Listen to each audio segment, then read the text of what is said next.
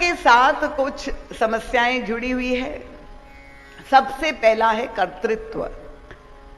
मैं करता हूं, ये कर्तृत्व का अभिमान लेकर के व्यक्ति कर्म करता है।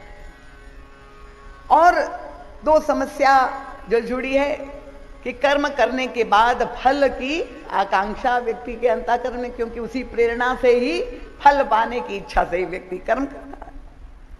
और तीसरी समस्या है कर्म के प्रति आसक्ति व्यक्ति को हो जाती है, और इसलिए ये जो कर्म है वो बंधन का हेतु बन जाता है। और व्यक्ति मात्र को बंधन प्रिय नहीं है। हर एक व्यक्ति स्वतंत्र होना चाहता है, स्वतंत्र रहना चाहता है, पराधीन कोई नहीं रहना चाहता। पराधीन सपने हो सुख ना है। तो हमारे कर्म का क्या स्वरूप होना चाहिए, जो कर्म तो करना अनिवार्य है, जिससे वह बंधन का हेतु न बन करके हमारे लिए परम कल्याणकारी सिद्ध हो, हमारे परम लक्ष्य की हमें प्राप्ति हो। और मैंने आप लोगों से ये स्मरण भी दिलाया था कि गीता में, श्रीमद् भगवत गीता में भगवान श्री कृष्ण ने 3रे अध्याय में ये पूरा सूत्र के द्वारा कर्मयोग अर्जुन के समक्ष ये निर्देश दिया है कि कैसे हमें कर्म करना चाहिए, कर्म का उत्कृष्ट सर्वश्रेष्ठ रूप क्या है। उनका हमारा कर्म यज्ञ कर्म जब हो जाता है, तब कर्म से जुड़ी हुई समस्याओं से हम मुक्त हो जाते हैं। यज्ञार्था कर्मणोऽन्यत्र लोकोऽयं कर्म बंधना। तो ये यज्ञ कर्म क्या है?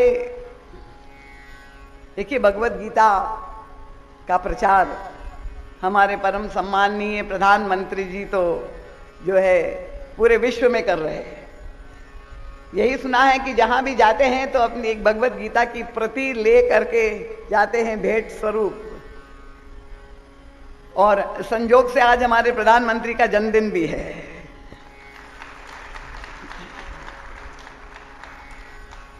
और निश्चित रूप से, हालांकि तालियां बड़ी कमजोर है, जैसी तालियां होनी चाहिए दिल्ली तक आवाज सुनाई दे।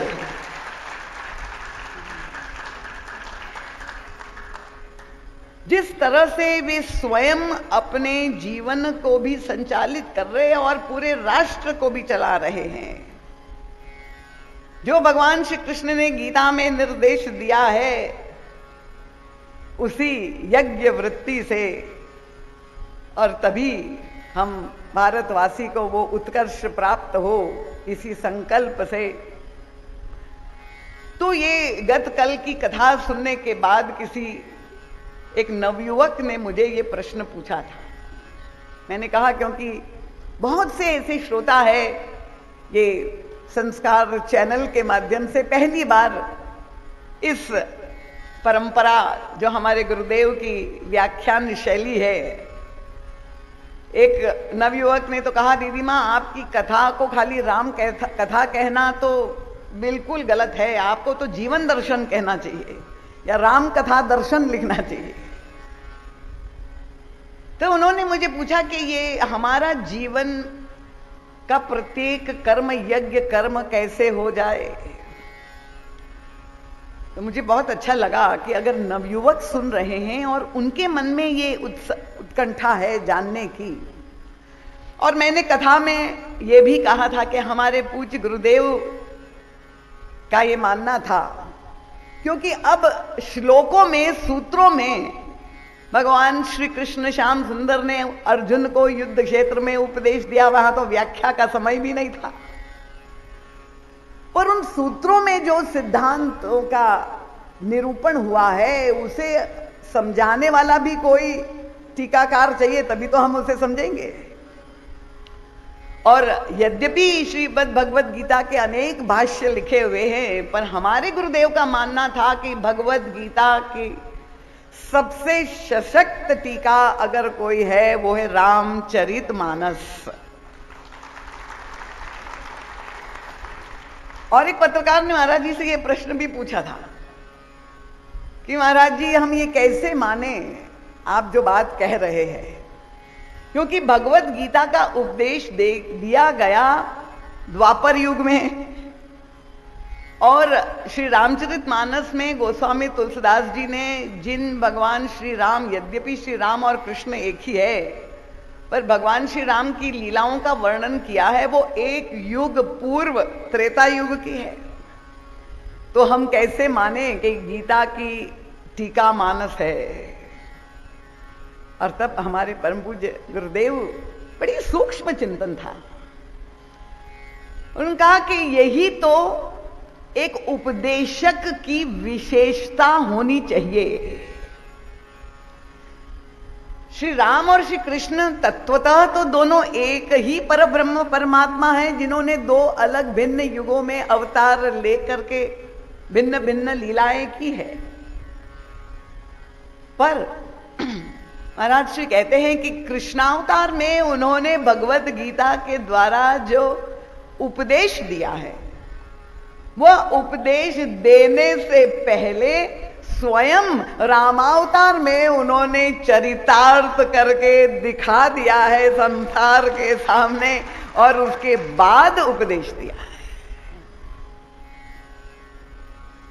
बहुधा उपदेश तो माता पिता भी दिन रात बच्चों को देते हैं, और गुरुजन भी देते हैं, शिक्षक भी देते रहते हैं, और उनके हृदय में शिकायत, मन में शिकायत भी रहती, उलाहना भी देते कि क्या बताए, हमारी कोई सुनता ही नहीं, हम तो बोलते ही जा रहे पर कोई सुनता नहीं। उसका कारण क्या है? अगर आपकी कथनी में और करनी में पार्थक्य है, तो आजकल की पीढ़ी, विशेष रूप से बच्चे भी इतने तेज है कि अगर आप उनको किसी बात के लिए टोकेंगे, हमें तो ये तरह तरह के अनुभव मिलते ही रहते हैं, क्योंकि भ्रमण करते हुए सब गृहस्थों के घरों में जाते हैं और सब शिष्यों के परिवार में सबकी आंतरिक समस्याएं अपने सामने रखते हैं।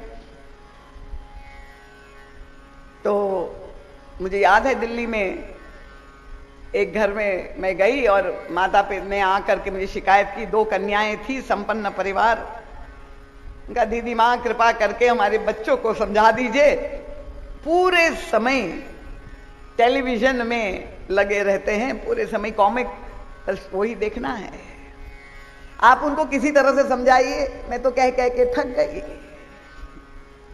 और मैं कुछ बोलूं उसके पहले ही उनकी कन्या ने कहा, दीदी माँ मम्मी से कह दीजिए हम जरूर टीवी देखना बंद कर दे, पर पहले उनको कहिए कि वो टेलीफोन सुनना बंद कर दे, 24 घंटे अपने मोबाइल में ही लगी रहती है। तो आपकी कथनी में और करनी में अंतर होगा, तो फिर आप जो उपदेश देंगे वो प्रभावशाली नहीं होगा।